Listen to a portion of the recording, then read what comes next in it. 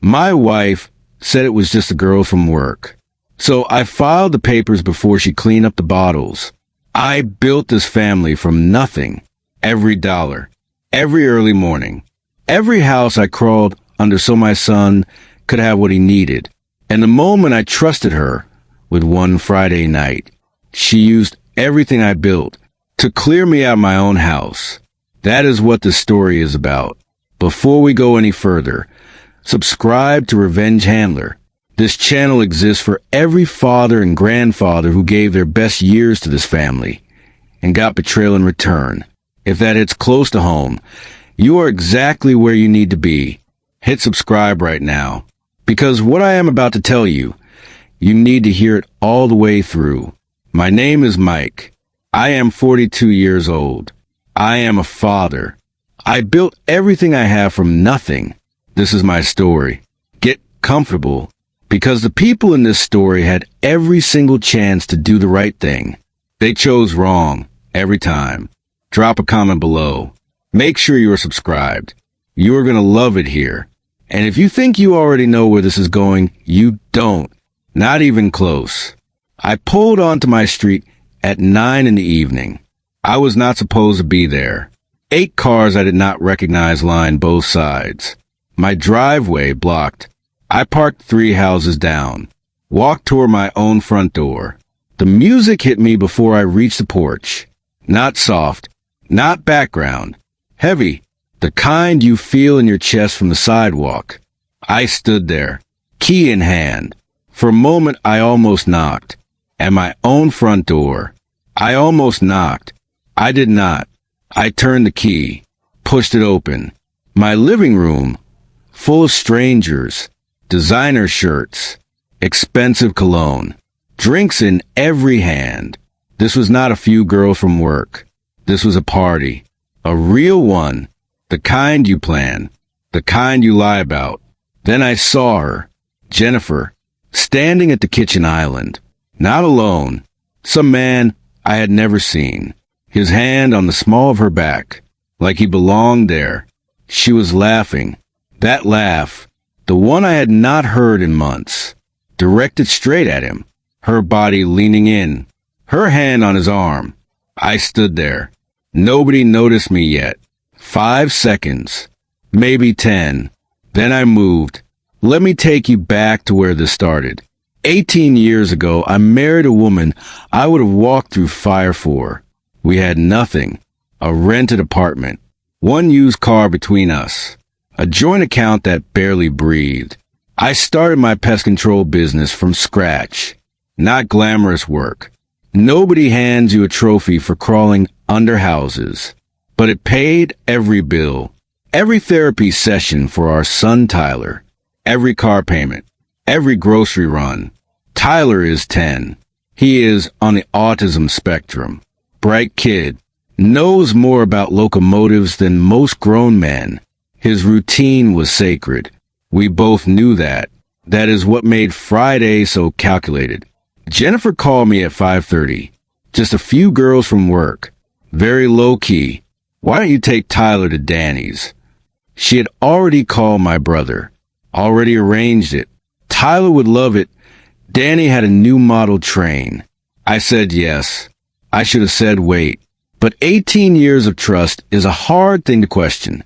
So I loaded Tyler in the truck, dropped him off, watched his face light up at that diesel replica, and drove away feeling like a good husband. That is the part that still gets me. I was trying to be a good husband, right up until the moment I was not supposed to come back. And that was just the beginning. Drop a comment below where you're watching from right now, and stay with me, because this story is only getting started.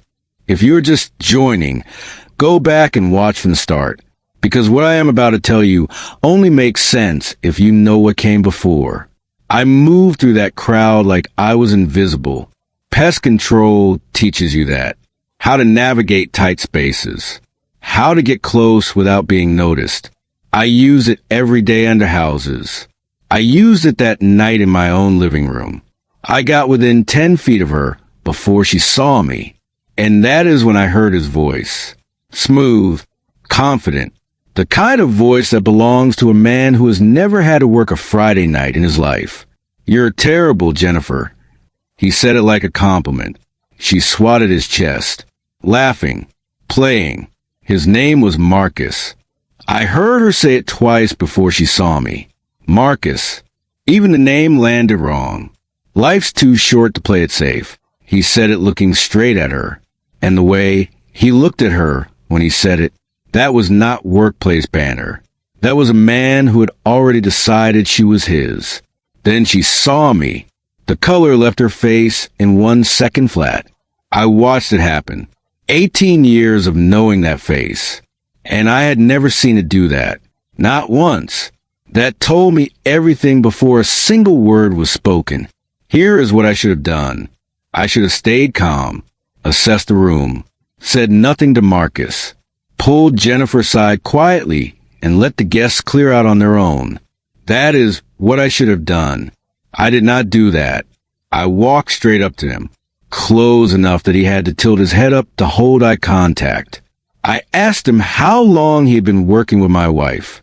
I asked him if all his work collaborations involved putting his hands on his colleagues. I said it loud enough for people around us to hear. And Marcus, to his credit, did not flinch. Not immediately. He smiled, extended his hand. "She's told me so much about you." That was a line that cracked something open in me. She had told him about me. While I was working nights. While I was handling Tyler's appointments. While I was being a husband, she was telling this man my story. I should have walked away right then. Got what I came for. Let the lawyers handle the rest. Instead, I stayed. And I escalated. And Marcus watched me do it with that calm smile that said he had done this before. Give this video a like right now if this is hitting close to home. You know exactly what I mean. Jennifer stepped between us. You're making a scene. Those words, those exact words. I had driven 40 minutes. I had walked into a party in my own house. I had watched another man's hand on my wife's back, and she was worried about a scene. That was the moment the doubt left me completely. Not the party. Not Marcus. Those 4 words. You're making a scene. That is when I knew there was no version of this I had misread. I looked at her. How long? She said nothing was going on. Call me paranoid. And for 1/2 second, 1 fraction of a moment, I wanted to believe her. That is the honest truth. I had 18 years invested in that woman.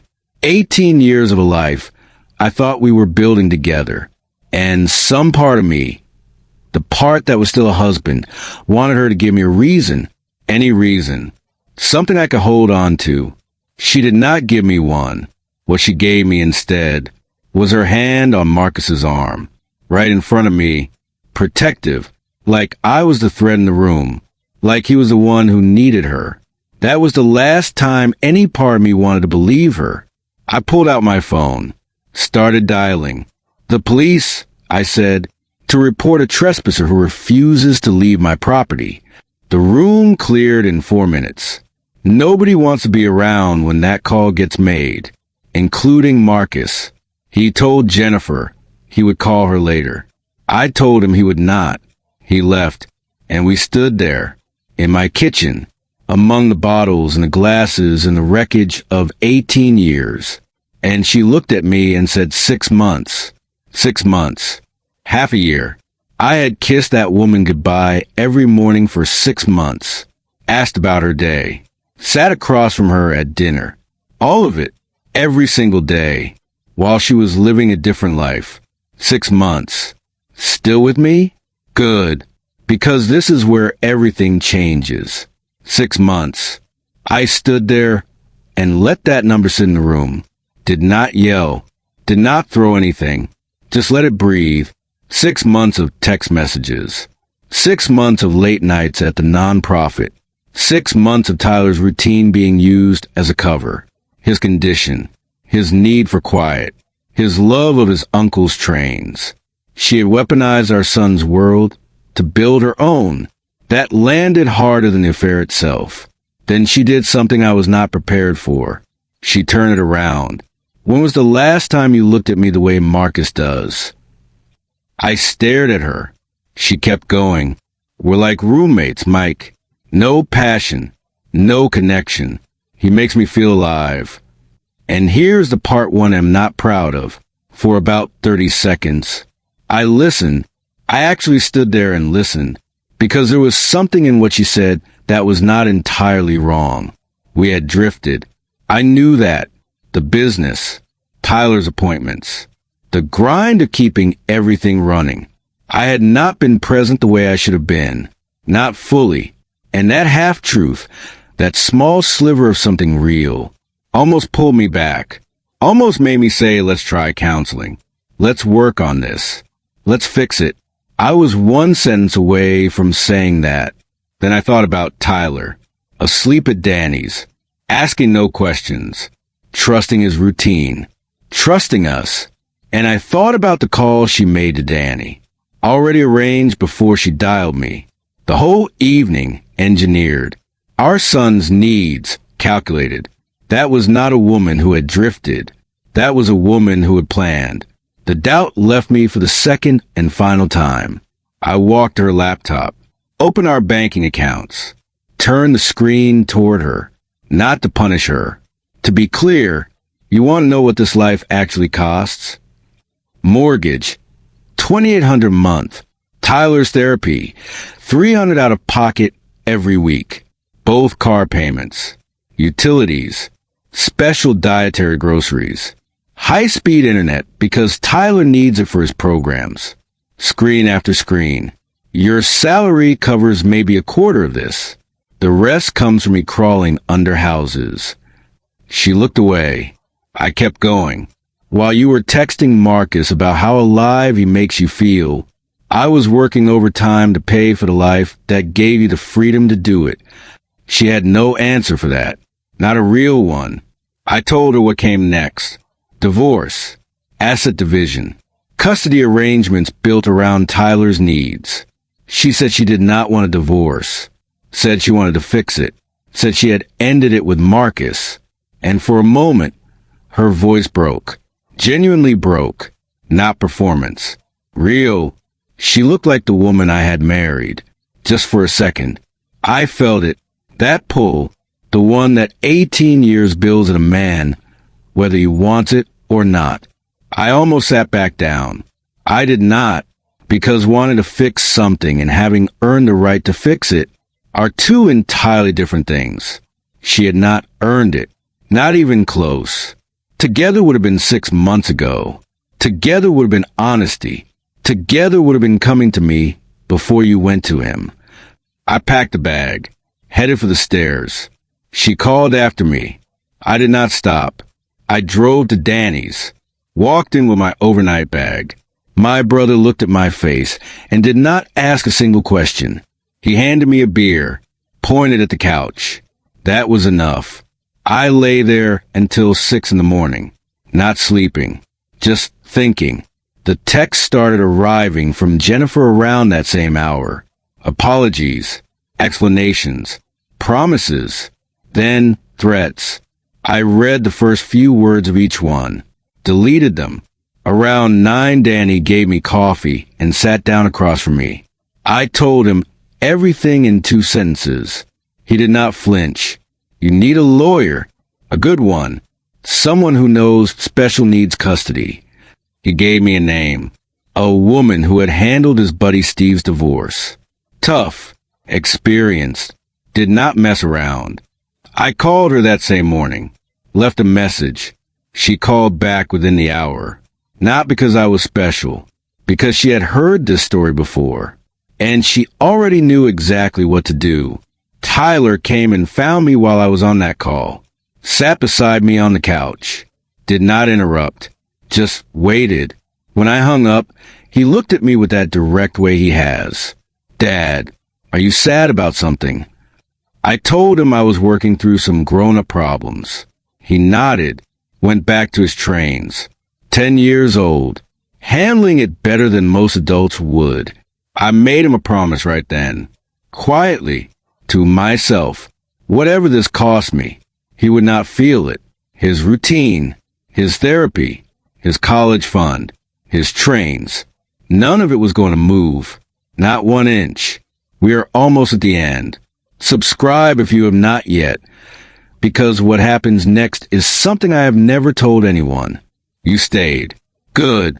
Because this right here is why patience is a weapon. The divorce took 6 months. Not 6 days. Not 6 weeks. 6 months of lawyers and paperwork, and Jennifer changing her position every other week. First she wanted the house, then full custody, then alimony.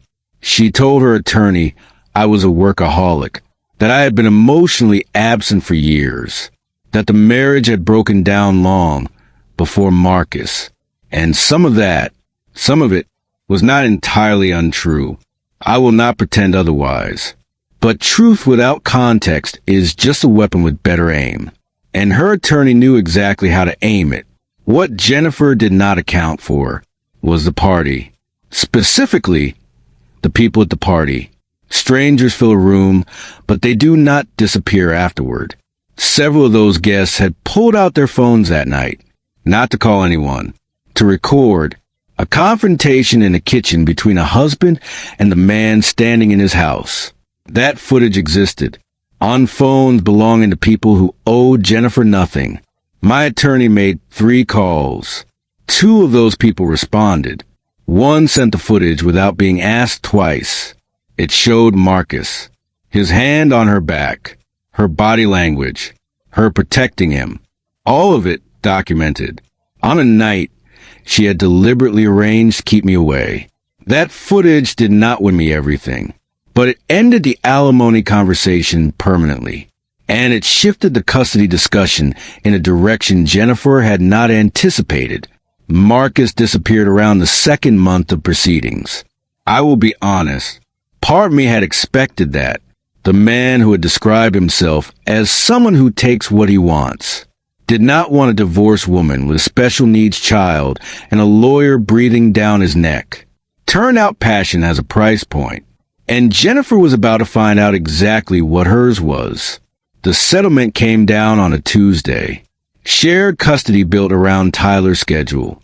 Not Jennifer's preferences. Not my convenience. Tyler's schedule. His therapy days. His school routine. His weekends with me. Half the assets after legal fees. No alimony. The house went on the market 3 months later. Neither of us could carry it alone. I did not expect that part to sting the way it did. 18 years of mortgage payments. Tyler's room with the train wallpaper I had put up myself. The garage where I kept my equipment. Sold. I sat in the driveway the night before closing. 40 minutes. Same as the night this all started. Different kind of silence. I will not pretend it felt like victory. It did not. Not that night. I found an apartment 20 minutes from Tyler's school. Smaller. Quieter. Mine. I set up his room first. Before my own. His train collection along the window. His books organized exactly the way he likes them. His weighted blanket on the bed. When he walked in for the first time, he stood in the doorway. Studied every detail. Then looked at me. You remember the order? 4 words. That was enough. My business grew during those 6 months. Not because I planned it. Because I had nothing else to do with the hours that used to go toward managing a broken marriage. I hired 2 part-time employees. Took on contracts I had been turning down for years.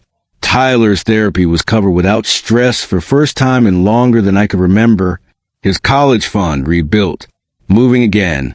Jennifer came to pick Tyler up one evening about 4 months after the divorce was final. She looked different. Older. The energy she had carried during those 6 months was gone. Replaced by something quieter. Something that looked a lot like the cost of getting what you thought you wanted. She watched Tyler gather his things. Then looked at me. I know I threw away something good. I did not argue with her. Did not agree. Just said what was true. Tyler and I are doing fine. She nodded. They left. I sat in my apartment. Quiet. No tension. No wondering what mood I was about to walk into. No managing someone else's guilt. Just peace. Real peace. The kind you do not recognize until it's been gone long enough. I did not get everything I wanted out of this. I lost the house. I lost a year of Tyler's stability while we rebuilt.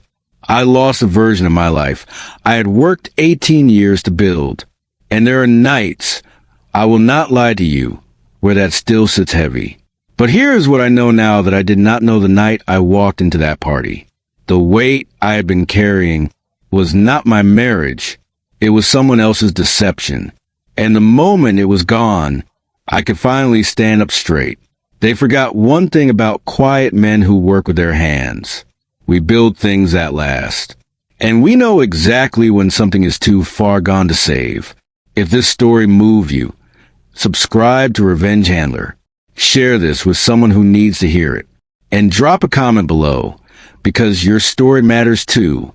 I will see you in the next one.